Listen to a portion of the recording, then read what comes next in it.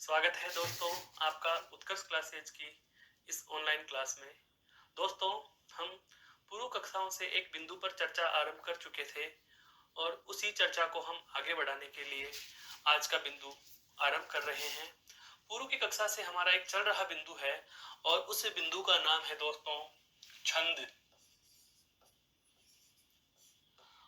अब इस छंद बिंदु की हम बात करें तो देखो, छंद होता क्या है। जैसा कि आपको पहले से भी विदित है, आपने भी बताया कि ऐसी कोई भी रचना जिसमें मात्रा, यति, गति, तुक, लय, चरण, गण, इन सभी बातों का ध्यान रखा जाए तो ऐसी कोई भी रचना होगी उसे हम छंद कहते हैं। बिल्कुल हम आपकी बात से पूर्णतः सहमत हैं। वह ऐसी रचना, या मैं कहूं ऐसी कोई भी रचना जिसमें मोटी मोटी चीजें ध्यान रखनी है आपको। सबसे पहले तो क्या, यति, तत्पश्चात गति, फिर तुक, चरण, गण, लय, वर्ण और मात्रा। ऐसी कोई भी रचना है जिसमें यति, गति, तुक, चरण, गण, लय, वर्ण और मात्रा, इन सभी बातों का ध्यान रखा जाए, इन सभी बातों का ध्यान रखा जाए तो उस रचना को क्या कहेंगे, छंद कहेंगे। और ऐसा कौन सी विधा में संभव है, पद्य विधा में संभव है। कहने का मतलब हुआ कि छंद जो है यह हिंदी विधा, या हम बात करें हिंदी भाषा की जो दो विधाएं हैं, एक गद्य है और दूसरी पद्य है। तो इस पद्य विधा का बहुत ही महत्वपूर्ण अंग है, बहुत ही महत्वपूर्ण प्रकरण है, बिंदु है। अब दोस्तों, बात ध्यान देने वाली क्या क्या है। इस छंद विधा के अंतर्गत हम पढ़ चुके हैं सबसे पहले इसका परिचय, तत्पश्चात हमने जाना इसकी परिभाषा, उसके पश्चात हम इसके अवयवों की चर्चा कर रहे थे। पूर्व की कक्षाओं में हमने जाना था कि इसके जो मुख्य अवयव होते हैं, यति किसे कहा जाता है, गति किसे कहा जाता है, चरण किसे कहा जाता है, मात्रा कैसे लगाई जाती है। आज अब हम जो अनवरत चर्चा कर रहे हैं, जिस चर्चा को हम आगे बढ़ाने जा रहे हैं, वह अवयव से संबंधित ही है। जो छंद के मुख्य 6 अवयव माने गए। कितने अवयव मुख्य? 6। हालांकि यह प्रश्न कभी नहीं पूछा जाता कि छंद के कितने अवयव होते हैं, यह आपसे कदापि नहीं पूछा जाएगा, लेकिन पता होना चाहिए हिंदी के विद्यार्थी, हिंदी भाषी विद्यार्थी को कि छंद के मुख्यतः हम 6 अवयवों को चर्चा में सम्मिलित करते हैं। सबसे पहला आपका कौन सा? यति, फिर आता है गति, उसके बाद आता है चरण, और उसके बाद आता है दल, और उसके बाद में आता है आपका मात्रा, और अंतिम जो चर्चा का विषय होता है वो है कौन सा होता है दोस्तों? गण होता है। क्या होता है? गण। अब ध्यान देना, यति होती है किसी भी काव्य पंक्ति को पढ़ते समय जहां विराम लिया जाता है, ये विराम, यही क्या कहलाती है दोस्तों? यति कहलाती है। क्या कहलाती है? यति। आपसे पूछ लिया जाए गति किसे कहेंगे, तो किसी भी रचना को पढ़ते समय जो वाणी का उतार चढ़ाव हो रहा है, जो आरोह अवरोह हो रहा है, उस आरोह अवरोह का नाम क्या है? गति। तो मैं ये कह सकता हूं कि नहीं कि यति का अर्थ हुआ ठहराव। यति का अर्थ क्या हुआ दोस्तों? ठहराव। तो गति का अर्थ हो गया बहाव। गति का मतलब क्या हुआ? बहाव, और यति यानी ठहराव। तो ठहरना, आराम करना, और बहना, चलते चले जाना। तो ठहराव यति है और पढ़ना गति है। और एक भाग, जो एक लाइन को हम यति तक पढ़ रहे हैं, अर्थात किसी भी छंद के जो 4 चरण होते हैं, या मैं कहूं किसी भी छंद का जो 1/4 या चतुर्थ भाग होता है, एक चौथाई हिस्सा जो कहलाता है वह चरण कहलाता है। और एक से ज्यादा चरण एक साथ लिख दिए जाएं तो उसे क्या कहते हैं? दल। तो देखो, ये दोनों एक जैसे हो गए। एक जैसे का मतलब अंतर संबंध हो गया। यति ठहराव, गति बहाव। एक पंक्ति का आधा भाग चरण, एक में ही खूब सारे भाग लिख दिए जाए तो दल। फिर आती है क्या, मात्रा, जिसकी हमने पूर्व कक्षा में चर्चा की थी दोस्तों, क्या, किसी भी स्वर के उच्चारण में लगने वाला समय। और फिर मात्राओं को लगाया कैसे जाता है, मात्रा लगाने के नियम क्या होते हैं, उनकी गणना कैसे की जाती है। इन समग्र बिंदुओं को हम ध्यान में ले चुके हैं। आज हम जिस बिंदु को आगे बढ़ाने जा रहे हैं वह कौन सा है दोस्तों, छंद से संबंधित ही क्या, गण। कौन सा बिंदु लेंगे आज, गण, या मैं कहूं छंद के अवयव जो हम पढ़ रहे हैं, इन अवयवों में छठे नंबर पे हम जिसकी चर्चा करने जा रहे हैं वह कौन सा है दोस्तों, गण कहलाता है। क्या कहलाता है, गण कहलाता है। गण, गण का मतलब यही हुआ कि जो छंद के मुख्य आपके 6 अवयव होते हैं दोस्तों, 6 अवयव होते हैं, जिनमें सबसे पहला कौन सा हुआ, यति, नंबर 2 पे कौन सा हुआ, गति, नंबर 3 पे कौन सा हुआ आपका चरण, नंबर 4 पे कौन सा हुआ दोस्तों, दल, और नंबर 5 क्या हुआ आपका मात्रा। अंतिम कौन सा आ जाएगा आपका गण। गण क्या होता है, ध्यान दीजिए, गण होता है वर्णों का व्यवस्थित समूह है। और कितने वर्णों का, यह भी जानना है जरूरी। कितने वर्णों का, 3 वर्णों का। किसी भी रचना में, किसी भी पद्य रचना में 3 वर्णों के व्यवस्थित समूह को, ध्यान रखना, एक परिभाषा और पढ़ते हैं हम, वर्णों का व्यवस्थित समूह है, वर्णों का व्यवस्थित समूह है, वर्णों का व्यवस्थित समूह है। इसके लिए वन वर्ड बता देता हूं, वाक्यांश के लिए एक शब्द पूछा जाता है, क्या, वर्णमाला कहलाता है। क्या कहलाता है दोस्तों, वर्णमाला कहलाता है। वर्णों के व्यवस्थित समूह को क्या कहते हैं, वर्णमाला कहते हैं। लेकिन छंदों के संदर्भ में गण की जो परिभाषा है दोस्तों, वह क्या कह रही है, 3 वर्णों का व्यवस्थित समूह है, गण कहलाता है। 3 वर्णों के व्यवस्थित समूह को क्या कहते हैं दोस्तों, गण कहते हैं। 3 वर्णों के व्यवस्थित समूह को गण कहते हैं। एक बात समझ में आ जानी चाहिए, ये 3 वर्ण कौन कौन से हैं। मान लीजिए मैंने लिखा मोहन, अब ये गण है या नहीं, इस बात की पहचान कब करेंगे, जब हमें ये पता होना चाहिए कि गण क्या होता है और कितने होते हैं, कौन कौन से होते हैं।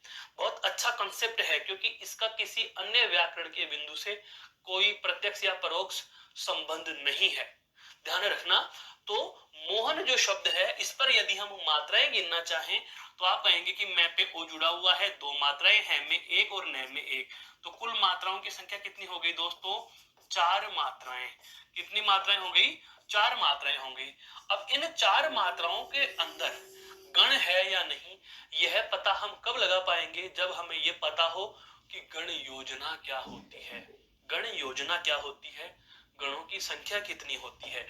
तो दोस्तों अब गण की परिभाषा के बाद, गण किसे कहा, 3 वर्णों के व्यवस्थित समूह को गण कहते हैं। और ये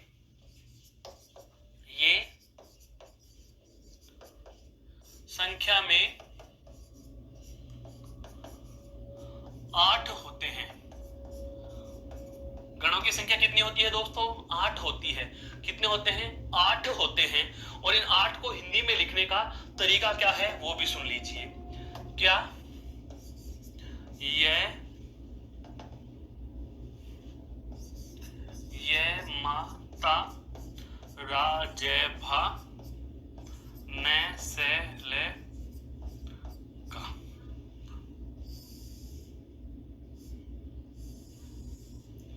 यह माता राजभान सलगा, यह माता राजभान सलगा, ये फॉर्मूला पूरा का पूरा, बहुत बार एक परीक्षा में ऐसा भी प्रश्न आया था दोस्तों कि इस पूरी की पूरी लाइन को लिख दिया और बीच में से कुछ गण हटा दिए और पूछ लिया अनुपस्थित गण का नाम बताइए। कहने का मतलब यह पूरा का पूरा एक ही शब्द है, ध्यान रखना, यहाँ पर शिरोरेखा टूटी इसलिए है क्योंकि ब वर्ण था। यह माता राजभान सलगा, ये कुल तो हैं ज्यादा, देखो कितने हो गए, 1 2 3 4 5 6 7 8, ये ल और ये दोनों के दोनों गण नहीं है, ये तो केवल इस पंक्ति को पूरा करने के लिए जोड़े गए हैं, ये गण नहीं है, इनसे पहले ही हैं वो सारे के सारे क्या हैं दोस्तों, गणों के नाम हैं। बता देता हूं, देखो ये पहला हो गया, ये दूसरा हो गया, ये तीसरा हो गया, ये चौथा हो गया, ये 5 है, 6, 7 और 8। प्रश्न आपसे पूछा गया गणों की संख्या कितनी होती है, तो गणों की कितनी संख्या होती है दोस्तों, 8 होती है। गण कैसे पहचाने कौन सी जगह क्या है, तो पहले इनके फुल फॉर्म अर्थात इनके पूरे नाम जानिए, इन गणों का पूरा नाम क्या होता है वो जानेंगे। बिंदु कौन सा, गण। सबसे पहला कौन सा आया, यह, तो यह क्या हुआ, गण हुआ, तो इसको मैं बोल सकता हूं यह गण। क्या बोल सकता हूं दोस्तों, यह गण बोल सकता हूं। क्या बोल सकता हूं, यह गण बोल सकता हूं। यहां हम लिखना आरंभ करेंगे क्या, गणों के पूरे नाम, इनके पूरे नाम लिखेंगे। तो देखो ये से क्या बना दोस्तों, यह और आगे जोड़ दिया गण, तो पहला तो क्या बन गया, यह गण। पहला क्या बन गया दोस्तों, यह गण। दूसरा मैं, मा लिखा हुआ है, दूसरा है दोस्तों मगण। दूसरा क्या है, मगण, अर्थात ये गणों के पहले पहले वर्ण है, पहला पहला नाम, इससे फुल फॉर्म बना के आप गण का नाम बना सकते हो। तो ये से यह गण, मैं से मैं गण, तैसे तैगण, तैसे तैगण, ठीक है। उसके बाद में आएगा कौन सा, रैगण, रैगण, ठीक है। उसके बाद में जय तो जगण, उसके बाद में भय तो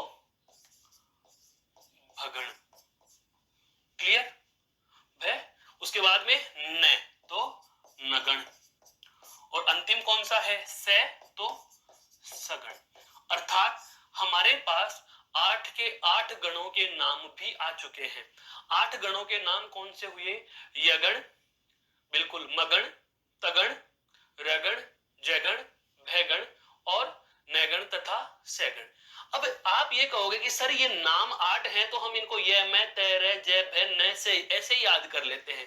कहने का मतलब विद्यार्थी के दिमाग में ये आता है कि हम इसको ऐसे कर लेते हैं, यमत रजब है न और से, ये मैं तय, ये मैं तय, रजब है न और से, हम ऐसे ही याद कर लेंगे। आप इसमें मा तारा ऐसे मात्राएं क्यों लगा रहे हैं, तो दोस्तों ये मात्रा ही नहीं, एक ऐसा शॉर्ट फॉर्म है जहां से आप इन गणों के लक्षण, इनकी विशेषताएं सब निकाल लोगे, इस एक लाइन से ही निकल जाती हैं। एक बार इसे गौर से देख लीजिए, फिर अगले पंक्ति पर, अगली स्लाइड पर हम इनके एक एक गण के नाम, इसका पूरा नाम, इसका संकेत और इसका उदाहरण लेते हैं। कैसे, देखो यहां तक समझ में आया। गण किसे कहा जाता है, छंदों में 3 वर्णों का व्यवस्थित समूह है। छंदों में 3 वर्णों के व्यवस्थित समूह को दोस्तों गण कहा जाता है, और इनकी संख्या कितनी होती है, 8 होती है। कितनी होती है, 8 होती है। नाम आपके सामने उल्लेखित है। अब बात करते हैं एक एक की, क्या, तो हम इसको कहेंगे, अब अलग नाम दे सकते हो आप, क्या, गण योजना।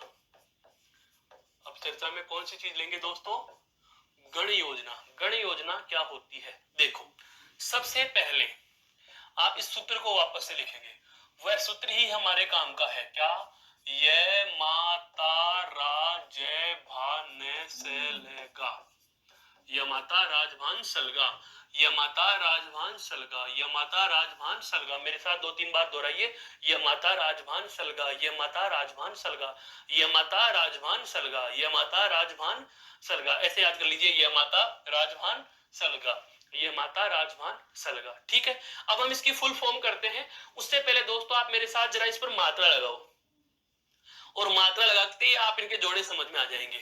देखो ये पे एक मात्रा, क्योंकि ये में क्या जुड़ा हुआ है, ए। दीर्घ स्वर हो 2 मात्रा, गुरु स्वर हो 2 मात्राएं, लघु पे 1, मा में 2, ता पे 2, रा पे 2, जय में 1, भा पे 2, स्ने पे 1, से में 1, ल पे 1 और गा पे 2। क्यों, क्योंकि जहां जहां भी आ की मात्रा है, आ स्वर 2 स्वर वाला है, दीर्घ स्वर है तो 2-2 मात्राएं, और 1-1 वाला है तो 1-1 मात्राएं, ठीक है। अब हमें गण बनाने हैं, तो गणों का नाम नंबर 1 पे सबसे पहले कौन सा गण आया, ये से यह गण।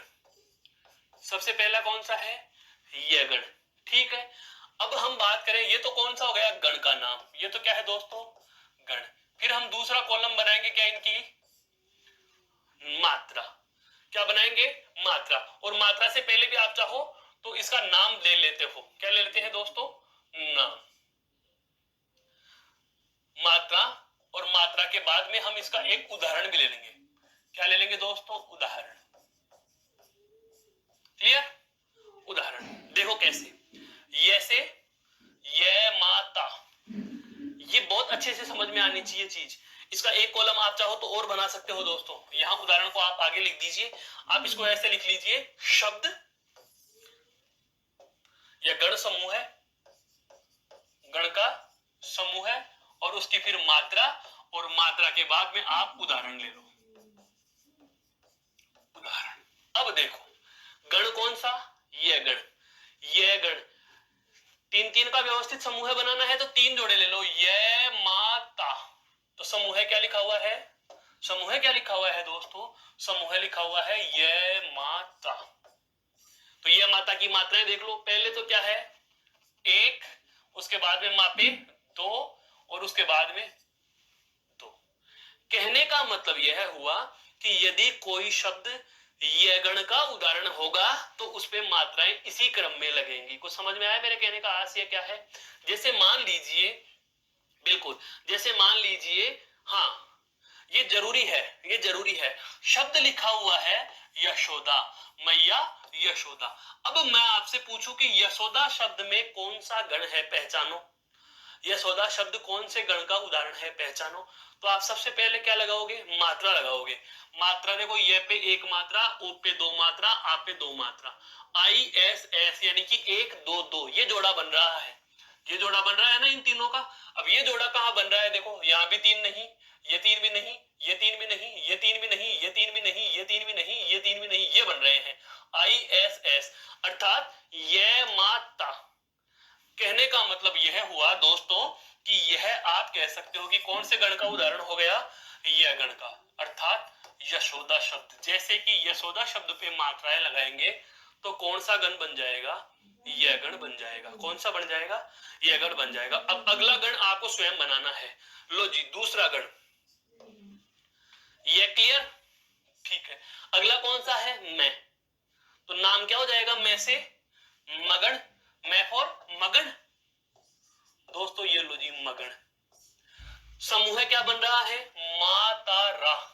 तो ये लो जी, मा ता और रा। तीन तीन के जोड़े उठाने हैं ना, ये लो, ये तीन उठा लिए। क्लियर? अर्थात तीनों के तीनों ही कैसी मात्राएं आ रही हैं? बड़ी बड़ी बड़ी, अर्थात गुरु गुरु गुरु। ये लो जी, गुरु मात्रा और गुरु मात्रा, यही है ना, गुरु गुरु गुरु। अर्थात ये गण में तो क्या था?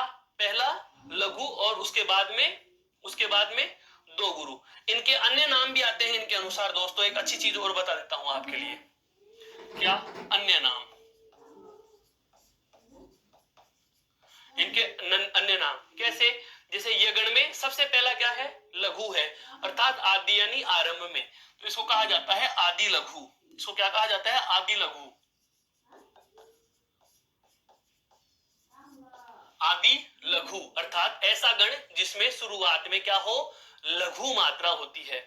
शुरू में लघु मात्रा है, शुरू में लघु मात्रा। इसमें तीनों गुरु है या नहीं है? तो आप इसको क्या कह दोगे? सर्व गुरु, अर्थात सभी क्या है? गुरु।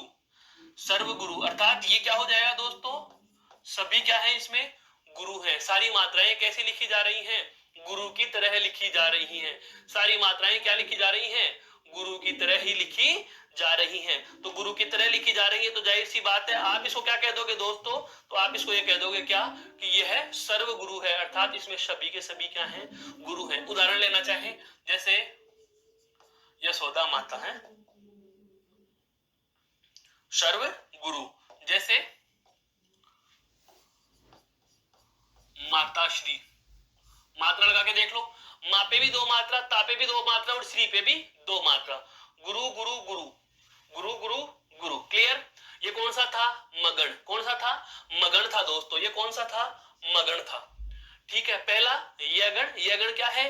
आदि लघु। ये क्या है? सर्व गुरु। तीसरे पे आओ, ये मां खत्म, दूसरा गण हो गया। तीसरा कौन सा है? ता रा और जय। तो तैफोर तगण। तीसरे गण का नाम क्या आ जाएगा दोस्तों? तैगण आ जाएगा। तीसरा गण कौन सा है? तैगण है, तैगण। अब तैगण का समूह क्या बना? ता रा जय, अर्थात ता रा और जय, ताराज। क्या बन रहा है, ताराज। तो मात्राएं देखो, गुरु गुरु लघु, अर्थात गुरु गुरु और लघु, तो ये गुरु और ये गुरु और ये लघु। तो अब इसमें देखो, आदि लघु, ये सर्व गुरु, ये अंत लघु, इसमें अंत में क्या आया, लघु आई, तो इसका नाम क्या हो जाएगा दोस्तों, अंत लघु, कि जिसके अंत में लघु मात्रा है। जिसके अंत में क्या है दोस्तों, अंत में जिसके लघु मात्रा है, अंत में जिसके क्या है, लघु मात्रा है, अंत में जिसको क्या है दोस्तों, लघु मात्रा है। जैसे तालाब है, तालाब, ये लो जी, ता ला और बे में एक मात्रा, तालाब। क्लियर। अगला देखो, तो गण के बाद में क्या है, रे, तो जाहिर सी बात है अगले गण का नाम क्या आ जाएगा दोस्तों, रे, और रे फॉर रेगण, रे से रेगण। समूह क्या बनेगा, रा जय और भा, रा जय और भा, तो रा जय और भा, रा जय भा, रा जय भा। रा में मात्रा कितनी, दो, जय की एक और भा की दो, तो इनके मध्य में क्या आ रहा है दोस्तों, लघु। आप इसको क्या कहोगे, मध्य लघु। इसको क्या कह देंगे दोस्तों, मध्य लघु, मध्य लघु, मध्य लघु। राज है भा, अर्थात जैसे भारती, भारती, भा दो मात्रा, एक मात्रा और दो मात्रा। क्लियर। ये कौन सा होया दोस्तों, रेगण। कौन सा है अपना, रेगण। अगले पे बात करो, अगले की, नंबर 5। रा के बाद में कौन सा आ रहा है, जय, जय भा और न, तो जय फॉर जगण, जय फॉर जगण। समूह है क्या बना, जय भा और न, जबहान, क्या बना, जबहान, अर्थात छोटा दो और एक, अर्थात लघु गुरु लघु, तो लघु गुरु लघु। मध्य में क्या आ रहा है, गुरु आ रहा है, तो हम इसको क्या बोलेंगे, मध्य गुरु। क्या बोलेंगे दोस्तों, इसको मध्य गुरु बोल देंगे। क्या बोल देंगे, मध्य गुरु बोल देंगे। क्या बोल देंगे दोस्तों, इसको मध्य गुरु। जैसे प्रकार शब्द आता है ना, प्रकार या प्रकाश, प्रकाश, यहाँ पर एक, यहाँ पर दो और यहाँ पर एक, ISI है, लघु गुरु लघु, जय भा न। क्लियर। अगले पे चलो, अगले पे नंबर 6। अगला गण कौन सा है, देखो इधर, जय के बाद में क्या आएगा, भा, तो नंबर 6, भय फोर भगण, भय फोर भगण, और समूह क्या बनेगा, भा न और से। तीन तीन के समूह लेने हैं ना, तो भा न और से। यहाँ पर क्या आ रहा है, सबसे पहले गुरु और उसके बाद में लघु लघु, तो गुरु लघु और लघु। अब इसमें क्या आया, आरंभ में गुरु, तो इसको आप क्या कह दोगे, आदि गुरु, अर्थात आदि गुरु, शुरू में जिसके गुरु हो। जैसे यहाँ आदि लघु, जिसके आदि शुरू में लघु था, यहाँ पर आदि गुरु, जिसके आरंभ में गुरु है। क्लियर। जिसके आदि में क्या है, गुरु है, जिसके आदि में क्या है, गुरु है। जैसे भारत, जैसे भारत, दो एक एक, दो एक एक। क्लियर, दो एक एक। इसको क्या कहेंगे दोस्तों, भैगण कहेंगे। क्या कहेंगे, भगण कहेंगे। अगला देखो, भय के बाद में कौन सा आ रहा है, न, तो अगला गण कौन सा हो गया दोस्तों, नैगण हो गया। कौन सा हो गया, नैगण हो गया। कौन सा हो गया, नैगण। और नैगण का समूह है क्या है, न से ले, न से ले, न से ले, नैसल, न से और ले। दोस्तों तीनों पे एक एक मात्राएं हैं, तो ये लो एक एक और एक, और यहाँ पर सारे के सारे ही छोटे हैं, तो इसको बोलेंगे क्या, सर्व लघु। जैसे यहाँ पर आया था सर्व गुरु, ये क्या है, सर्व लघु, अर्थात सारे के सारे ही छोटे लिखे जाएंगे हैं। सारे के सारे ही क्या लिखे गए दोस्तों, यहाँ पर छोटे लिखे गए। जैसे कमल, कमल, सभी छोटे हैं यहाँ पर, सभी छोटे, अर्थात एक मात्रा वाले स्वर, एक मात्रा वाले स्वर। न का काम क्लियर। अब अगला कौन सा है, से। अब पता चला ये यहाँ पर क्यों रखे गए थे दो, ताकि इसका गण पूरा बनाया जा सके, इसका समूह पूरा बनाया जा सके। अगला गण कौन सा है, सैगण। अगला गण कौन सा है दोस्तों, सैगण है, सैगण, सगण। सैगण का समूह है क्या है, सलगा, सैलेगा। सगण का समूह क्या है दोस्तों, सलगा। और सलगा में मात्रा क्या है, लघु लघु और गुरु, लघु लघु और गुरु। अब अंत में गुरु आ रही है, तो हम इसको क्या कहेंगे, जैसे देखो, आदि लघु, सर्व गुरु, अंत लघु। अब यहाँ पर क्या हो जाएगा, अंत गुरु, अर्थात ऐसा गण जिसके अंत में गुरु हो, अंत में जिसके गुरु हो। एक दूसरे से सारों के लक्षण प्रत्येक का अलग है, एक का अन्य सभी से अलग लक्षण है। वही देखो, अंत गुरु, तो अंत गुरु एक ही, अब इसके अलावा अंत गुरु और कहीं भी नहीं है। ये देखो, ये सर्व गुरु है और यह मध्य गुरु है और यह आदि गुरु है। अर्थात एक गण अन्य किसी गण से पूर्ण रूप से भिन्न है, उससे कोई संबंध नहीं है। न तो मात्राओं में समानता, न उसके वर्ण समूह में समानता, न उसके समूह में समानता। जैसे सरिता है, जैसे सरिता, ता में आ की मात्रा 2 और से और रे ई की मात्रा छोटी अर्थात 1 1, तो 1 1 2, 1 1 और 2 लग जाएंगी, 1 1 और 2 लग जाएंगी। यहां पर ये ध्यान देने वाली बात है दोस्तों। तो यह थी आपकी क्या, गण योजना। यह क्या है, हमारी गण योजना। मेरे कहने का आशय यहां यह है कि जब भी हम छंद निर्धारण करेंगे तो छंदों के निर्धारण के लिए आवश्यक विषय वस्तुओं में दो बातों का महत्वपूर्ण योगदान होगा। एक होगी किसी भी छंद में मात्राओं की संख्या, दूसरी होती है किसी भी छंद में वर्णों की संख्या। या तो मात्राओं की संख्या के आधार पर हम छंद का निर्धारण कर लेंगे या वर्ण की संख्या के आधार पर छंद का निर्धारण करेंगे। दोस्तों, आपको बता देना चाहूंगा कि यदि आप वर्ण की संख्या के आधार पर छंद निर्धारण कर रहे हो तो अति आवश्यक शर्त हो जाती है आपकी गण योजना, अर्थात गण का हमें पता होना चाहिए। तो अब मेरे साथ आप इसे बिना देखे दोहराने का प्रयास करेंगे कि गण कितने होते हैं। तो गण होते हैं संख्या में 8। कितने होते हैं? 8। ये गण, मैं गण, तय गण, बिल्कुल, रे गण, जय गण, भय गण, न गण और सगण। ये मा ता रा जय भा न से और ले और गा ये दोनों गण नहीं है, ये हमने केवल इनकी गण योजना या इसका सगण का पूरा वर्ण समूह बनाने के लिए ले और गा को लिखे हैं। समझ में आया कि नहीं आया? ले यानी लो और ग यानी गण। लो जी, गण योजना कंप्लीट हो गई है। तो मेरे कहने का आशय यह है कि जब आपको यह पूछा जाए कि छंद के जो अवयव हैं उसमें महत्वपूर्ण अवयव कौन से हुए, तो महत्वपूर्ण अवयवों में देखो नाम आता है, एक तो विस्तार जिसने प्राप्त किया ऐसा अवयव, एक तो है मात्रा और दूसरा दोस्तों कौन सा है? गण। दूसरा कौन सा है? गण। गण योजना होती है 3 वर्णों का व्यवस्थित समूह है।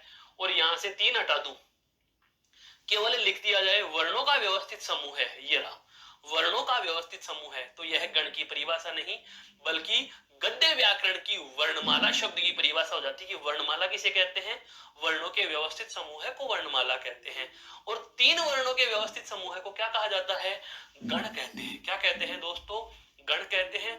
गण की संख्या कितनी होती है? 8 होती है। ये उनके नाम है। ये क्या है दोस्तों गणों के? ये नाम है, नाम नाम है। ये दोनों, ये 8 के 8 क्या है? नाम है आपके समक्ष। यह है इनका क्या है दोस्तों? गण का सूत्र है। गण सूत्र भी आपको याद होना चाहिए। यमता राजभान सलगा, यमता राजभान सलगा, यमता राजभान सलगा। और इसी सूत्र पे आपको क्या लगा लेनी है? ऐसे मात्राएं लगा लेनी है। इसी सूत्र पे क्या लगा लेनी है दोस्तों? इसी सूत्र पे हमें क्या लगा लेनी है? मात्रा लगा लेनी है। और फिर इन मात्राओं से हमें क्या करना है? इस प्रकार से ऐसे 3-3 जोड़े बना लेते हैं। जैसे ये गण हो गया, उसके बाद में यह तगण हो गया, यह मगण हो गया, उसके बाद एक जोड़ा ये बन गया। फिर आप तत्पश्चात जोड़ा बनाएंगे, यह बन गया। तत्पश्चात जोड़ा बनाएंगे ऐसे। 3-3 के समूह है, 3-3 के समूह बना दो, 3-3 के समूह ऐसे। तो आप 8 समूह बना लेते हो। और जो 8 समूह बनते हैं उन 8 समूहों के नाम भी आपके सामने लिखे हुए हैं। देखो, ये तो रहे समूह, ठीक है, ये उन समूहों की लिख दी मात्राएं और ये उनके उदाहरण और ये उन गणों के अनुसार उस गण का अन्य नाम आपके समक्ष मैंने लिख दिया है। ये क्रमांक संख्या और ये 8 के 8 आपके क्या आ गए हैं दोस्तों? गण योजना आपके समक्ष मैंने प्रस्तुत कर दी है। तो यह तो थे छंद के मुख्य 6 अवयव, जिसमें सबसे पहले हमने चर्चा की थी यति, तत्पश्चात गति, फिर पढ़ा चरण, फिर पढ़ा दल, उसके बाद मात्रा, मात्राओं के नियम, मात्राओं की गणना और वर्णों की गणना। उसके बाद हमने अभी अभी जाना गण और गण का समूह है, गणों के समूहों के नाम और उनके उदाहरण तथा उनके अन्य नाम और उन गणों के अनुसार उनकी मात्राएं। जैसे मैं कहूं कि द्रुत विलंबित छंद हम पढ़ेंगे तो उसमें ध्यान से समझना, एक बहुत अच्छी समझ में आएगी बात, क्या कि द्रुत विलंबित एक छंद का नाम है दोस्तों, अभी आएगा। द्रुत विलंबित हम एक छंद पढ़ेंगे तो द्रुत विलंबित छंद जब मैं आपको पढ़ाऊंगा तो उसमें आपको नगण भगण भगण रगण की गण योजना मिलेगी। दुर्त विलंबित होय नभ भरा, अर्थात दुर्त विलंबित छंद में नगण भगण भगण रगण की गण योजना होती है। अब आप आराम से पहचान सकते हो कि दुर्त विलंबित छंद कौन सा होगा, उसके लक्षण क्या होते हैं। एक इन 4 वर्णों से सब कुछ पता चल जाएगा। कैसे कि जब हम दुर्त विलंबित छंद का कोई उदाहरण पढ़ेंगे दोस्तों, तो उस समय हमें पहले 3 अक्षरों पे नगण के अनुसार मात्राएं मिलेंगी। तो दुर्त विलंबित छंद के अनुसार देखो, नगण के अनुसार मात्राएं, अर्थात सबसे पहले 3 मात्राएं, 3 वर्णों पे मात्रा ये आएगी, एक पंक्ति की बात बता रहा हूं। उसके बाद में भगण भगण अर्थात भानस भानस, ये रहा देखो, गुरु लघु लघु, गुरु लघु लघु, गुरु लघु लघु, और उसके बाद में रगण अर्थात राजबा, गुरु लघु गुरु है, गुरु लघु और गुरु। बहुत अच्छे से समझो इस चीज को, अभी क्लियर हो जाना है ये वाली बात है। रगण को गुरु, गुरु लघु और गुरु, ये लो। अगर द्रुत विलंबित छंद का उदाहरण है, द्रुत विलंबित छंद का यदि उदाहरण होगा तो उस पूरी लाइन पर ये मात्राएं लगेंगी। पहले अक्षर पे, पहले वर्ण पे एक मात्रा, दूसरे पे एक मात्रा, तीसरे पे एक मात्रा, चौथे पे 2, पांचवें पे एक, छठे पे एक, सातवें पे 2, आठवें पे एक, नौवें पे एक, 10वें पे 2, 11वें पे एक और 12वें पे 2।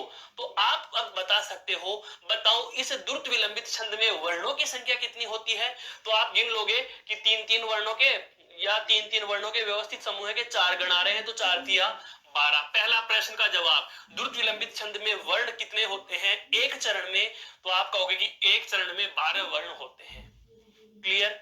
दूसरी बात, दूसरे में भी कितने होंगे 12, तीसरे में भी कितने होंगे 12, चौथे में भी कितने होंगे 12। तो बताओ द्रुत विलंबित छंद के एक पूरे के पूरे पद में कुल वर्णों की संख्या कितनी होगी।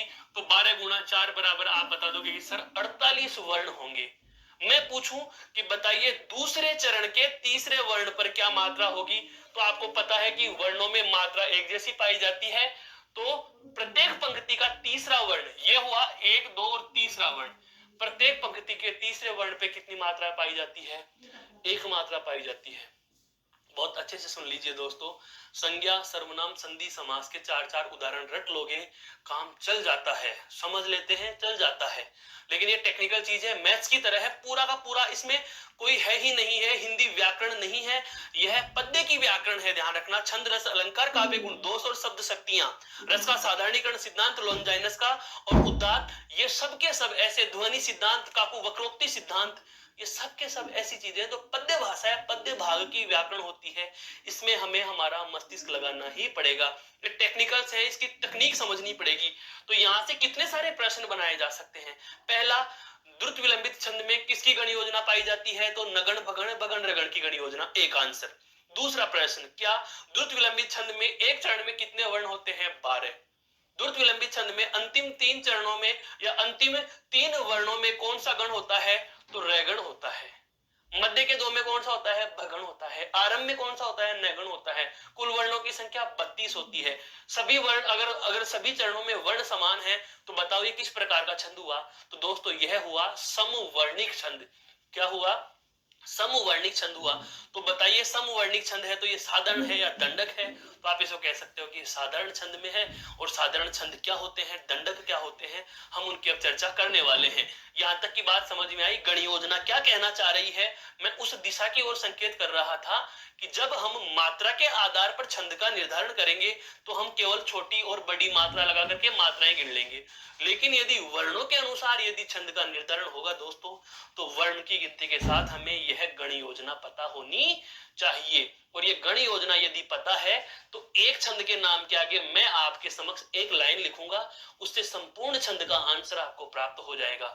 ये शॉर्ट टिक नहीं है, बल्कि ये इसका सार लिखने वाला हूं, जो अभी हम आगे जब चर्चा करेंगे छंदों के नामों और उनके उदाहरणों की, तब आएगी। तब तक हम बात करते हैं आगे। एक बार इसे बहुत गौर से देख लीजिए, फिर मैं आगे की वार्ता आरंभ करूंगा दोस्तों।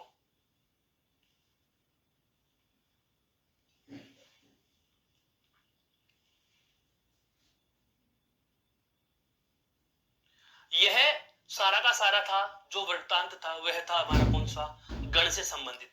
अब छोटी छोटी दो बातें आपको और पता होनी चाहिए। देखो क्या, एक होती है तुक,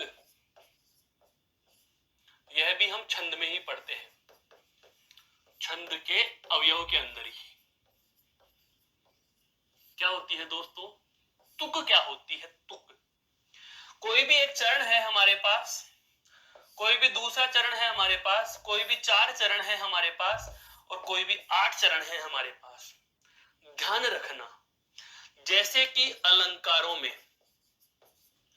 आपने नाम सुना होगा, अलंकारों में एक अलंकार का नाम है, बहुत अच्छा सा नाम है, सबको याद रहता है, अनुप्रास। कौन सा नाम है दोस्तों, अनुप्रास। अनुप्रास अलंकार का एक अन्य प्रकार है, या अनुप्रास अलंकार का जो एक उपभेद है। अलंकार के भेदों में अनुप्रास और अनुप्रास का एक उपभेद है जिसका नाम है अंत्यानुप्रास। अंत्यानुप्रास अलंकार के यदि आपने उदाहरण पढ़े हो तो आपको याद हो रहा होगा, याद आ रहा होगा कि ऐसा अलंकार या ऐसी कोई भी पद्य रचना जिसके चरणों के अंत में एक समान ध्वनि या एक समान वर्ण आते हो। अर्थात अब आ रही है वह बात, क्या, जय हनुमान ज्ञान गुण सागर। क्लियर, जय कपीस तिहु लोक उजागर। जय हनुमान ज्ञान गुण सागर, जय कपीस तिहु लोक उजागर है। महावीर विक्रम बजरंगी, कुमति निवार सुमति के संगी। दोस्तों ध्यान देने वाली चीज बता रहा हूं, क्या यहाँ पर रेवर्ण है, यहाँ भी रेवर्ण है, अर्थात एक समान वर्ण आ रहा है, कौन सा, रे। यहां पर भी देखो गे के साथ क्या जुड़ा हुआ है, ई। क्या जुड़ा हुआ है, ई। तो ये जो वर्ण का आना है, अर्थात सम चरणों में, या मैं कहूं कि किसी छंद के सम चरणों में या किसी भी छंद के चरण के अंत में एक समान ध्वनि आती है, उसे कहते हैं तुक मिलना। उसे क्या कहते हैं दोस्तों, तुक मिलना। छंद में अगर तुक मिल रही है तो उसे राग कह सकते हैं। राग की क्या बढ़ जाती है दोस्तों, संभावना बढ़ जाती है। अब ये सब चीजें आपको वैसे ही तकनीक से समझनी है। अगर किसी भी चरण या समान चरणों में, या मैं कहूं 2 या 2 से अधिक चरणों के अंत में वर्ण समान आ रहे हैं, रे रे, गे गे, या गी गी, या अंगी अंगी, देखो संगी रंगी अंगी, तो अंगी आ रहा है, और यहाँ पर गर गर अर्थात अर की ध्वनि आ रही है, तो एक समान ध्वनि आ रही है, अंत में एक समान वर्ण का आना, अलंकार के अनुसार तो अनुप्रास अलंकार। परिभाषा क्या हो रही है, वर्ण की आवर्ती हो रही है, बिल्कुल रे, वर्ण की आवर्ती हो रही है, गे के साथ ई की आवर्ती हो रही है। दूसरी बात, अंत में एक समान है, इसलिए अंत्या अनुप्रास, अर्थात लाइन के अंत में अनुप्रास है, बिल्कुल अंत में अनुप्रास है। तो ये तो आपके अनुप्रास अलंकार या काव्य शास्त्र के एक बिंदु अलंकार के संदर्भ से सही हो गया। दूसरी बात, छंद के संदर्भ से समझे तो अंत में एक जैसे ध्वनिया का आना, अर्थात तुक मिल रही है, और यदि तुक मिल रही है तो राग की संभावना बढ़ सकती है, और यदि राग की संभावना बढ़ सकती है तो जाहिर सी बात है पद कौन सा है, गेय है। क्या है दोस्तों, गेय। गेय का मतलब जिसे गाया जा सकता हो, जिसे गाया जा सकता है, अर्थात ऐसा पद जिसे गाया जा सकता है। गेयता का गुण जिस काव्य में पाया जाता है, जिसको राग के साथ गाया जाता है। आपने भी बहुत बार सुना होगा हनुमान चालीसा, या हम कहें रामचरितमानस की चौपाइयां या दोहे या सोरठा हम सुनते हैं, तो उस समय हम बहुत सारे पदों को राग के साथ गाते भी हैं, दोहराते भी हैं, श्रवण को भी मिलते हैं, वाचन को भी मिलते हैं। तो वह वजह यही है कि अंत में तुक मिलना। तो तुक का मतलब समझ में आ गया, यदि किन्हीं 2 चरणों के या 2 से अधिक चरणों में अंत में, किन्हीं 2 या 2 से अधिक चरणों के अंत में एक समान ध्वनि का आना क्या कहलाता है, तुक कहलाता है। क्या कहलाता है दोस्तों? तुक कहलाता है। हम इसे परिभाषा के शब्दों में भी बांध सकते हैं, क्या? किन्हीं किसी किन्हीं दो या दो से अधिक चरणों में, किन्हीं दो या दो से अधिक चरणों में समान ध्वनि आना, समान ध्वनि का आना तुक कहलाता है। किन्हीं दो या दो से अधिक चरणों में एक समान ध्वनि का आना क्या कहलाता है दोस्तों? तुक कहलाता है। और जहां भी तुक मिल जाती है वहां राग बढ़ जाती है, राग बढ़ जाती है तो गेयता बढ़ जाती है, और गेयता का मतलब हुआ उस पद को राग से गाया जा सकता है, उस पद को हम राग के साथ गा सकते हैं। यह क्या थी दोस्तों? छंद के अवयव में तुक से संबंधित बात। और जिसमें तुक मिलती है उसमें लय भी होगी, उसमें लय भी आ ही जाती है। तो लय के संदर्भ में समझ में आया, लय यानी राग दोस्तों, लय यानी राग की जहां तुक मिली तो जाहिर सी बात है लय की संभावना भी बढ़ सकती है। लय का मतलब वही होता है, लय का मतलब होता है वाणी का आरोह अवरोह, वाणी का आरोह अवरोह। आरोह यानी वाणी का चढ़ना। जब आप पढ़ते हो कई बार ध्वनियों के साउंड आपने पढ़े होंगे तो ऐसे आते हैं, ऐसे छोटा बड़ा ऐसे। तो ये क्या है? ये अल्ट्रासाउंड्स हैं, अर्थात उस वर्ण के उच्चारण में होने वाली ध्वनियों का उतार चढ़ाव, कभी ज्यादा कभी कम। चढ़ना है आरोह है और उतरना है क्या होता है दोस्तों? उतरना होता है अवरोह, अर्थात घटता क्रम और बढ़ता क्रम। ये हमने चर्चा की है दोस्तों। यह किससे संबंधित की है? छंद के अवयवों से संबंधित। एक बार समग्र पर हम प्रकाश डालना चाहेंगे, फिर हम छंद के प्रकारों पर चलेंगे दोस्तों। तो समग्र के प्रकाश में ध्यान से सुनो, क्या क्या बातें हमें पता होनी चाहिए। सबसे पहली बात जो हम पूर्व की कक्षाओं से भी पढ़ते आ रहे हैं, 2 मिनट में सारी बातों का रिवीजन करवा रहा हूं। सबसे पहले छंद क्या होते हैं? कोई भी ऐसी रचना जिसमें मात्रा, वर्ण, यति, गति, तुक, चरण, बिल्कुल तुक, चरण, गण आदि का ध्यान रखा गया हो, उसे क्या कहते हैं? छंद कहते हैं। उसे क्या कहते हैं दोस्तों? छंद कहते हैं। और अब एक चीज और यहां से मैं बता दूं, अगर इन सब बातों का ध्यान नहीं रखा जाए, अगर इन सब बातों का ध्यान नहीं रखा जाए, जैसा कि सूर्यकांत त्रिपाठी निराला के बादल राग 6 में मिलता है, 4 में मिलता है, 5 में मिलता है, कहने का मतलब ऐसी रचना जिनमें तुक, वर्ण, मात्रा है, गण, चरण, किसी बात का कोई ध्यान नहीं रखा गया, वह कहलाती है छंद मुक्त रचना। क्या कहलाती है दोस्तों? छंद मुक्त रचना। आपने पढ़ा भी होगा, जब हम सूर्यकांत त्रिपाठी निराला की छंद मुक्त रचना पढ़ते हैं तो हम पाते हैं कि एक लाइन बड़ी है, एक लाइन छोटी है, एक लाइन और बड़ी है, एक लाइन और बड़ी, फिर एक लाइन छोटी सी है। तो कोई लाइन बड़ी है, कोई लाइन छोटी है, ऐसी स्थिति को कहा जाता है क्या?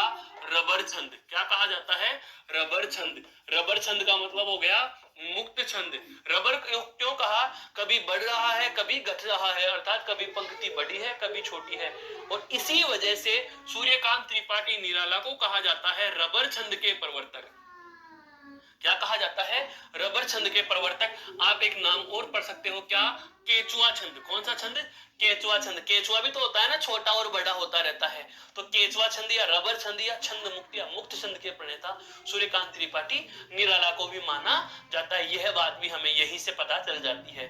तो छंद के संदर्भ में पता चल गया क्या कि ऐसी कोई भी रचना जिसमें मात्रा, वर्ण, इनकी संख्या, या हम कहें चरण, गण, तुक, राग, लय, इन सब बातों का ध्यान रखा जाए तो वो छंद कहलाता है। फिर दूसरी बात, छंद वेद विदित है, अर्थात इनका कहीं न कहीं वेदों में भी उल्लेख मिलता है।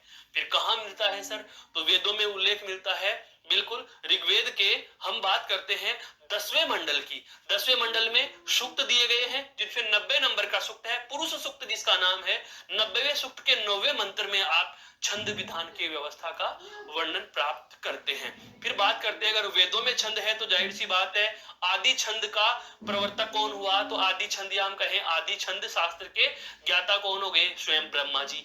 और वर्तमान में हम छंद शास्त्र का प्रवर्तक किसको मानते हैं? महर्षि पिंगल या आचार्य पिंगल को। तो ब्रह्मा जी कब हुए थे? और पिंगल कब हुए थे। तो ब्रह्मा जी से पिंगल तक के इस बीच के कालक्रम में कौन कौन से आए, तो दोस्तों इसके लिए भी हमें पता चल चुका क्या, सबसे पहले ब्रह्मा जी, उसके बाद बृहस्पति, उसके बाद च्यवन, च्यवन के बाद मांडव्य, फिर सैतव, सैतव के बाद यास्क मुनि, और यास्क मुनि के बाद में कौन आते हैं, आपके आचार्य पिंगल आते हैं, जिनकी रचना का नाम क्या है, छंद सूत्र। और छंद सूत्र को ही क्या कहा जाता है, आदि छंद शास्त्र ग्रंथ का नाम भी दिया गया। उसके बाद हमने बातें करी क्या, छंद के अवयवों की, मुख्य रूप से 6 अवयव, यति और गति, यति यानी ठहराव, गति यानी बहाव, क्लियर। उसके बाद में चरण और दल, चरण क्या होता है, छंद का चतुर्थांश चरण कहलाता है, एक से अधिक चरण एक साथ लिख दिए जाए तो उसे दल कहा गया। उसके बाद मात्रा की बात करी, मात्रा के प्रकार दो, लघु और गुरु, लघु का संकेत खड़ी पाई, गुरु एस की तरह या दो उल्टा दो हम लिखते हैं। फिर मात्रा लगाने के नियम, लघु स्वरों पे लघु मात्रा, गुरु स्वरों पे गुरु मात्रा। तत्पश्चात हमारी चर्चा रही दोस्तों, वह महत्वपूर्ण बिंदु पर रही थी अनुस्वार और विसर्ग, जिनको अयोग वाह्य कहा जाता है। सदैव गुरु होंगे लेकिन अनुनासिक, अगर लघु के साथ है तो लघु मात्रा, गुरु के साथ है तो गुरु मात्रा। और एक महत्वपूर्ण बात हमने वहां पढ़ी थी, वह थी संयुक्त अक्षर से ठीक पहले वाले वर्ण पे यदि लघु मात्रा है तो भी दो मानी जाएंगी, लेकिन उसी शब्द में उससे पूर्व वाले शब्द पर कोई प्रभाव नहीं पड़ता है। फिर छंद के अवयव में अंतिम जो बात हमने अभी अभी जानी है वह कौन सी थी दोस्तों, आपकी गण योजना। कौन सी थी, गण योजना, जिसमें 8 गण यमाता राजभान सलगा, और इनके नाम हमने जाने, नामों के साथ हमने इनके समूह की चर्चा करी, मात्राओं की चर्चा करी, उदाहरणों की चर्चा करी और अन्य नामों की चर्चा की। ये सब जानने के बाद हमारी एक छोटी सी चर्चा और रही है दोस्तों, वह किस पर रही है कि लय क्या होता है, तुक क्या होती है, राग का मिलना किसे कहेंगे, गेयता का गुण क्या होता है। ये सब बातें जान लेने के बाद अब हम बहुत खूबसूरती से आरंभ करने वाले हैं, क्योंकि अब तक जो जितना भी हमने पढ़ा वह सारा है छंद का रॉ मटेरियल, छंद के लिए कच्चा माल। छंद शास्त्र का अध्येता अगर विद्यार्थी बनना चाह रहा है तो उसे इन सब बातों का पता होना चाहिए, तभी वह छंद पहचान सकता है, तभी वह छंद समझ सकता है। अगर छंद का परिचयात्मक ब्यौरा ही आपको पता नहीं तो छंद का पढ़ना एक प्रकार से किंवदंती या मजाकिया मात्र रह जाता है। तो अब हम बात करते हैं दोस्तों क्या, छंद के प्रकार की। किसकी बात करेंगे दोस्तों, छंद के प्रकार की। तो अगली हमारी आज की हेडिंग हो जाएगी, वह क्या हो जाएगी क्या दोस्तों, छंद के प्रकार। छंद के प्रकार, अब समझो छंद के प्रकार, यहां से भी बहुत सारी भ्रांतियां होती हैं, लेकिन मैं फैक्ट बता रहा हूं जो समझो क्या। छंद के प्रकार मोटे तौर पर, सीधा सा प्रश्न है, छंद के कितने भेद होते हैं, दो। कितने भेद होते हैं दोस्तों, दो भेद होते हैं। एक होता है वैदिक छंद और दूसरा होता है दोस्तों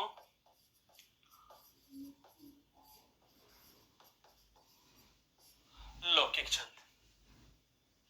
एक तो कौन सा होता है वैदिक छंद और दूसरा कौन सा होता है लौकिक छंद।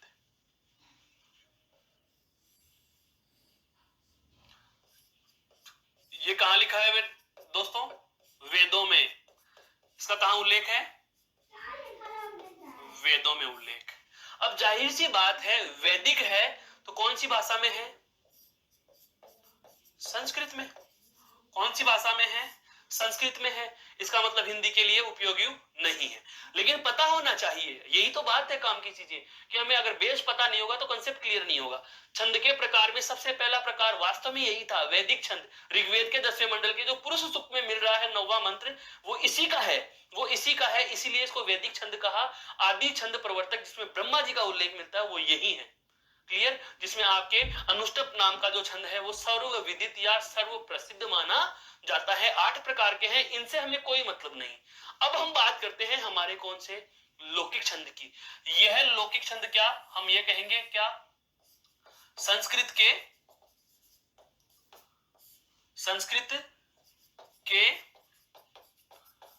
लौकिक रूप, या मैं कहूं वर्तमान हिंदी में प्रचलन। तो बताओ हमारे काम का कौन सा हुआ दोस्तों, लौकिक हुआ। हमारे काम का कौन सा हुआ? लौकिक छंद हुआ। सबसे पहले बहुत अच्छे से समझ लीजिए, छंद के प्रकार कितने होते हैं? दो। कौन कौन से? वैदिक लौकिक, वैदिक लौकिक, वैदिक लौकिक। क्लियर? वैदिक क्या होते हैं? जो वेदों में उल्लेख है, वैदिक संस्कृत में जिसका उल्लेख मिलता है, जिसमें वेद आदि लिखे गए। ठीक है, अब बात आती है क्या? लौकिक छंद। लौकिक क्या? संस्कृत के लौकिक रूप। और संस्कृत का लौकिक रूप क्या है दोस्तों? अपभ्रंश। अपभ्रंश ही तो होता है। क्यों है अपभ्रंश? क्यों है यह भी समझ लीजिए। लौकिक संस्कृत कौन सी है? जनभाषा। जनभाषा समय के साथ बदलती गई। लौकिक संस्कृत से सबसे पहले कौन सी बनी? पाली। सबसे पहले कौन सी बनी दोस्तों? पाली। फिर पाली भाषा का रूप बदला, फिर क्या बनी? प्राकृत। और प्राकृत का रूप बदल करके कौन सी बनी आपकी? अपभ्रंश। और अपभ्रंश का कौन सा प्रकार? शौरसेनी। शौरसेनी अपभ्रंश। शौरसेनी अपभ्रंश कहां कहां है? पश्चिमी हिंदी जिसको हम कह सकते हैं, राजस्थानी जिसको हम कह सकते हैं, गुजराती जिसको हम कह सकते हैं। तो इस शौरसेनी अपभ्रंश से ही तो हिंदी की उत्पत्ति मानी जाती है, जो कि भारोपीय परिवार की भाषा है, जो कि भारतीय आर्य भाषा परिवार या उत्तर भारत की भाषा बनी है। ऐसे ही थोड़ी होता है। छंद शास्त्र हम छंद पढ़ा दिए, दोहा याद कर लो, सोठा याद कर लो, नहीं। बच्चों में पता होना चाहिए दोस्तों, पता होना चाहिए कि छंद शास्त्र कहना क्या चाहता है, ये छंद निकल कर कहां से आया। तो छंद के दो प्रकार, वैदिक और लौकिक में ध्यान रखना। लौकिक रूप वह है जो जनता के करीब ज्यादा था। वैदिक रूप जो वेदों की भाषा है। वेद कठिन थे। जो चीज कठिन होती है, जनता उसको बहुत ज्यादा दिनों तक सहन नहीं कर पाती। धीरे धीरे समय के साथ उसका पीछा छूट गया, या उसको उससे लोग दूरियां बनाते गए। आज वेदों को हम कह सकते हैं कि पवित्र ग्रंथों तक के नाम तक सीमित रह गए। हर कोई वेद अध्येता नहीं रह रहा, लेकिन हिंदी बहुत सारे विद्यार्थी आज भी हम आप और पढ़ रहे हैं।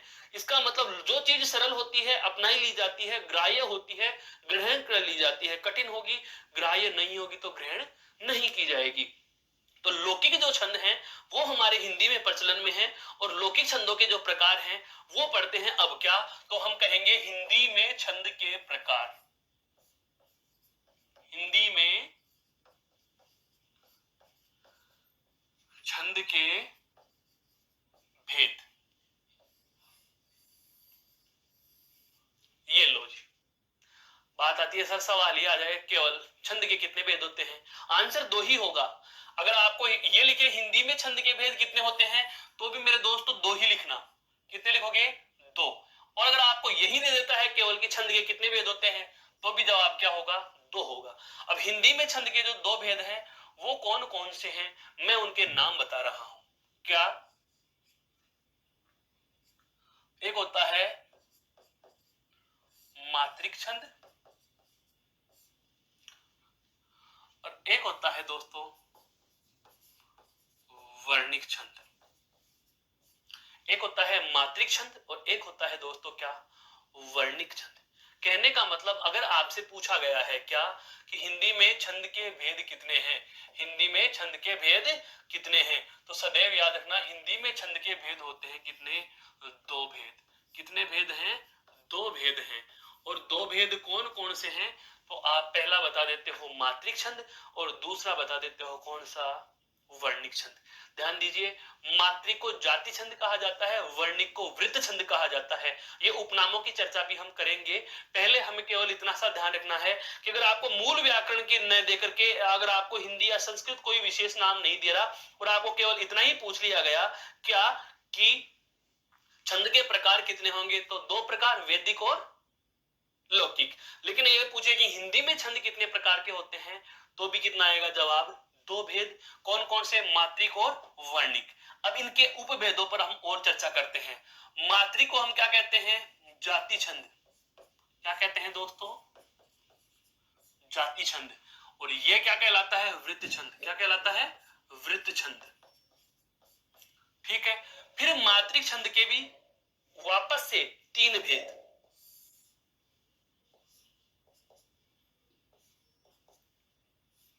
और वर्णिक के भी दोस्तों पुनः तीन भेद।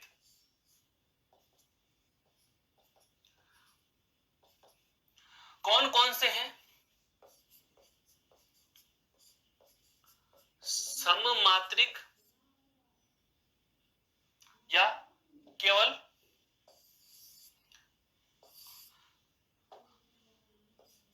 सम, विषम और अर्धसम।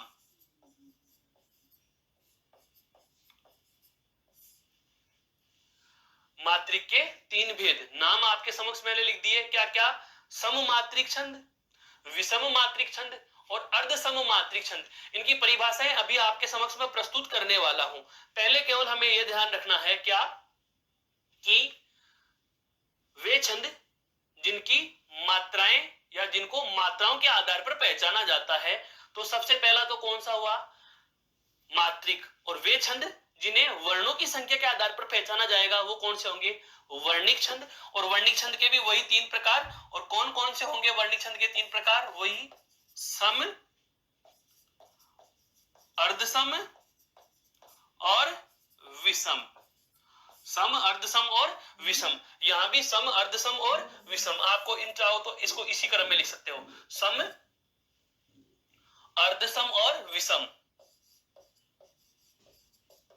सम, अर्धसम और विषम। अब जो आपका सममात्रिक या समवर्णिक, यहां तक दोनों नाम समान हैं, सममात्रिक या समवर्णिक है, इसके पुनः 2 भेद होते हैं। इसके पुनः कितने भेद होते हैं दोस्तों? 2 भेद होते हैं। एक नाम आता है क्या? साधारण। और एक नाम आता है क्या? दंडक। साधारण छंद और एक दंडक। यहां भी समवर्णिक के 2 भेद होंगे। इसमें एक नाम आता है क्या? साधारण। और दूसरा नाम आता है दोस्तों दंडक। दूसरा नाम क्या आता है?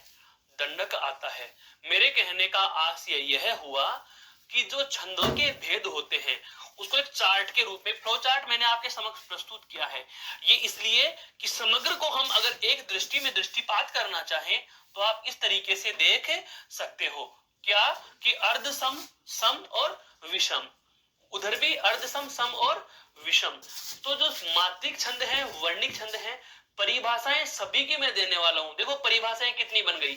मात्रिक छंद 1 परिभाषा, वर्णिक छंद 2 परिभाषा, सम मात्रिक 3, अर्धसम मात्रिक 4, विषम मात्रिक 5, सम 6, अर्धसम वर्णिक 7, विषम वर्णिक 8, साधारण वर्णिक 9, विषम दंडक वर्णिक 10, साधारण मात्रिक 11 और दंडक मात्रिक 12 पारिभाषिक शब्द हमारे पास आ चुके।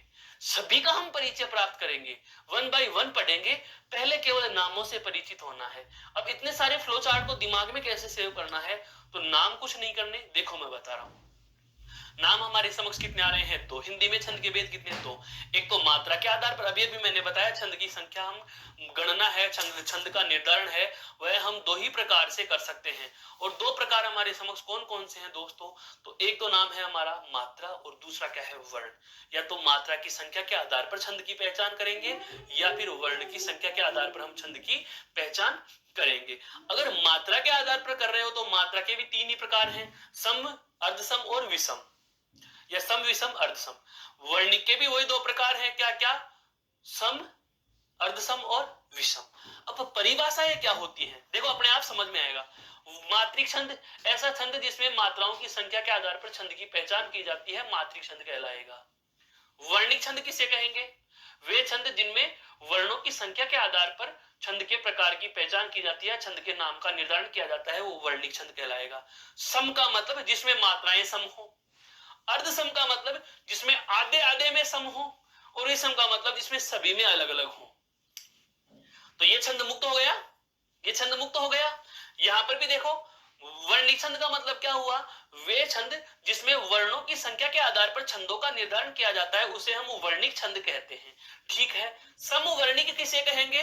वे छंद जिसके सभी चरणों में वर्णों की संख्या समान हो। जैसे अभी अभी मैंने आपको द्रुत विलंबित छंद का उदाहरण दिया था। इधर जैसे सम में आता है आपके चौपाई छंद। चौपाई छंद के प्रत्येक चरण में 16-16 मात्राएं हम पढ़ते हैं। चौपाई में हम जैसे प्रत्येक चरण में हम 15-15 मात्राएं पढ़ते हैं। अर्धसम की बात आती है जैसे दोहा, सोरठा है, रोला है, जिसमें आधे आधे चरणों में मात्राएं समान होती हैं। यहां पर अर्धसम मात्रिक की बात करें, जैसे आपके अर्ध समवर्णिक की बात करें, अभी मैंने बताया द्रुत विलंबित हो न भबरा, अर्थात नगण भगण भगण रगण सभी चरणों में एक जैसा होता है, एक जैसा ही होता है। लेकिन अगर हम बात करें अर्ध सम, ऐसे वर्ण छंद जिसमें आधे वर्ण की या आधे चरणों में वर्णों की संख्या समान और आधे चरणों में वर्णों की संख्या समान, जैसे ये मान लीजिए सम और विषम समझो। अगर सब में जैसे 11-11 मात्राएं हैं, इसका मतलब तो हो गया सममात्रिक। और एक में जैसे 11 हैं, एक में जैसे 11 और एक में 13, यहां भी 11 और यहां भी 13, तो आधे में 11-11 और आधे में 13-13, इसे कहेंगे अर्धसम। अगर मात्रा है तो अर्धसम मात्रिक, और अगर ये वर्ण है तो अर्धसम वर्णिक। और अगर सभी 11-11 होते, अगर सभी 11-11 होते तो अगर मात्राएं होती तो सममात्रिक, और अगर वर्ण होते तो समवर्णित। और यदि यहाँ पर 11, यहाँ पर 14, यहाँ पर 15, यहाँ पर 16 सभी में अलग अलग होते और मात्राएं होती है तो इसको कहते हैं विषम मात्रिक, और यदि ये वर्ण होते तो इसको कहते हैं विषम वर्णिक। इसे क्या कहते हैं? विषम वर्णिक। अब बात आती है साधारण छंद की और दंडक छंद की। पूरी चीज वापस से समझ लीजिए। मात्राओं की संख्या के आधार पर छंद का निर्धारण करें तो मात्रिक छंद, वर्णों की संख्या के आधार पर छंद का निर्धारण हो तो वर्णिक छंद। अगर मात्राओं की संख्या समान है तो सममात्रिक, आधे आधों में समान है यानी कि पहले और तीसरे चरण में समान हो, दूसरे और चौथे चरण में, जैसे विषम चरणों में एक जैसी, सम चरणों में एक जैसी, तो उसको कहते हैं अर्ध सममात्रिक। सभी में अलग अलग है तो विषम मात्रिक। ऐसे ही समवर्णिक क्या होगा? यदि सभी वर्णों में या सभी चरणों में वर्णों की संख्या समान हो तो समवर्णिक। यदि आधे आधे चरणों में वर्णों की संख्या समान है तो अर्ध समवर्णिक, और यदि सभी चरणों में वर्णों की संख्या असमान है तो विषम वर्णिक छंद हो गया। तो परिभाषाओं की चर्चा हम शुरू करेंगे अगली कक्षा में। तब तक के लिए धन्यवाद।